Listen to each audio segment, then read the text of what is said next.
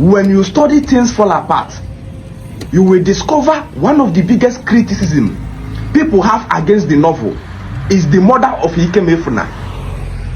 Oh yes, Things Fall Apart is a book that holds great heritage of Igbo culture. But one of the biggest criticism against that culture is the murder of Ikemefuna. Why did the gods order for the young innocent boy to be killed? This morning, I'm going to explain to you in contextual analysis how you will understand it perfectly. Assuming Ihedi is from Nkano, Ogboka precise, and all of a sudden, Nkano and the Hausa people began to fight a war. Nkano people and the Hausa began to fight a war over serious boundary or anything. But this war is wasting thousands of blood of life. You know, one of the easiest and the simplest system of me devising a way to conquer Hausa people is to go to Hausa land from the back and impregnate their daughters. If I succeed in going to Hausa land to make 4 girls there pregnant or 5 girls pregnant, the implication there is, if those young ladies give birth to boys and the boys begin to grow, in the course of time, what the Hausas have failed to understand was that an enemy has been born in their midst. Because those women are going to give birth to children carrying my blood. And so as they are growing, they are thinking like me. As they are growing, they are reasoning in my direction. They are a visual similitude representative of Ihedi. So a point came that they are conspiring on how to attack my land. And the ideology of my own children, those children given birth by my own blood, their mindset will be against their plan. So it will be like an enemy has been born in their land. So when you read Things Fall Apart, you will discover Ikemefuna is a young boy that was given as a remissal. His father committed a murder. His father killed the wife of a particular clansman in Umuofia. And so Umuofia sent emissaries to the community. He says, choose between you, war and peace. And so because the community are afraid to fight Umuofia, what did they do? They picked a young virgin girl and they came to give us a remissal. Now, number one, primarily, a girl doesn't belong to anywhere. A girl only belongs to a place she's married. He can move from here to Abia State, or from here to Imo State, or from here to Ebonyi State, and transplant a lady, pick a lady, and the lady automatically, once I pay her bride price, the lady belongs to my community. A lady have no permanent place where she come from. She only align where she gives birth. So when they bring that lady, they give that lady to the man whose wife was killed. And the ghosts have no issue with the lady because the lady has automatically become a member of Umuofia. But as for this young boy Ikemefuna that was given to Okonkwo, the primary purpose here is that a boy will always ask, where am I coming from? A boy can never be transplanted. A boy will grow at a point he asks, what happened to my father? I am not from this community. A time will come that the young boy begin to think about his indigenosity. I need to go back from where I'm coming from. What did you people do against my father? And so the living of Ikemefuna in the community is the living of insecurity in their land. A time will come that Ikemefuna will come in the village square to dance Igede. And people will tell him, young man, you are not from this community. And a stranger doesn't dance our indigenous Igede.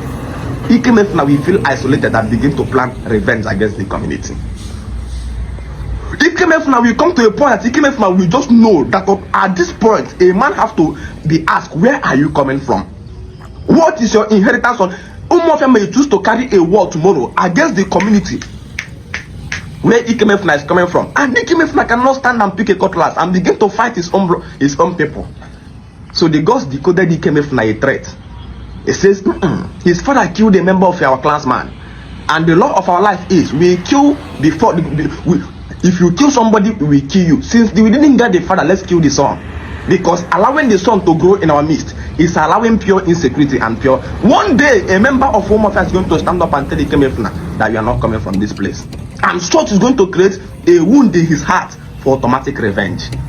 The greatest systematic enemy mastermind into a people's group is to go and impregnate a member of them. Once the women of that community has been captured by the enemy and made pregnant, automatically you are going to give birth to enemies. Among your enemies is going to give birth to you, and so your sons will easily fight against them.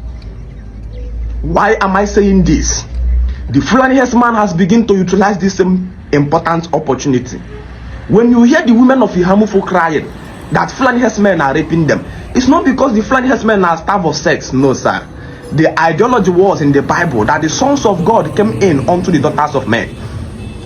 So what they are doing is trying to reproduce themselves among their enemies. So when your women give birth to Fulani herdsmen, the implication is that when you are planning revenge, when you are planning defense, when you are planning to pursue them away, you discover your own sister or your wife is carrying your enemy in your house. This was the same person Jesus Christ was in the Bible. It says Jesus Christ was giving birth, it's just a conspired story about a young boy that was given birth to by the Roman emperor, because the Romans are fighting the Jews. The Romans wanted to conquer the Jews in the fiction story. And so what did they do? They picked up this young girl and impregnated the young girl. And they sent angels. The angels are the working officials of the government of the day, of the Romans. And so when Joseph discovered, Joseph became afraid and wanted to run. They says, young man, don't even think about running. That child is carrying is given birth to us by the government of the day. If you run and leave that woman, we will kill you. Again, they met another woman and impregnated the woman. That is the mother of John.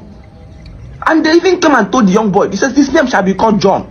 The father says it's a lie. If I'm the person who impregnated you, we cannot call a child John here. In the lineage we are coming from, nobody ever answers this name. It doesn't run in our blood. But you know, because a woman is the only person who knows who made her pregnant. The mother of John says, his name shall be called John. I know who made me pregnant.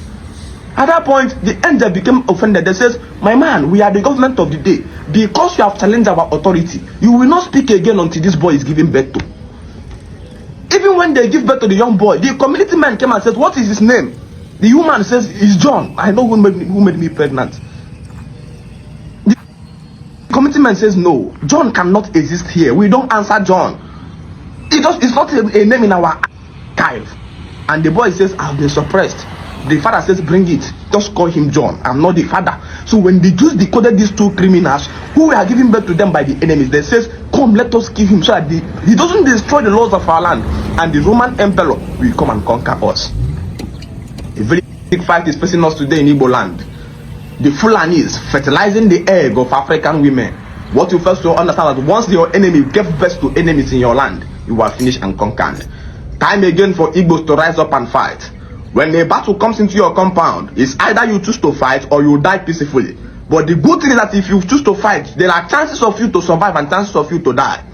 But it's better to die fighting for posterity than to run away from the face of death and die in a shameful way by being killed like a fowl. You know, the beauty of life is that as we grow, we begin to see the expansion of the real purpose why life is giving birth to. And the day a man begins to live is the day the man shun the fear of death. As long as a man fears to die, that man is dead already. A walking corpse he is. I choose to walk alone than to walk with a cookie man.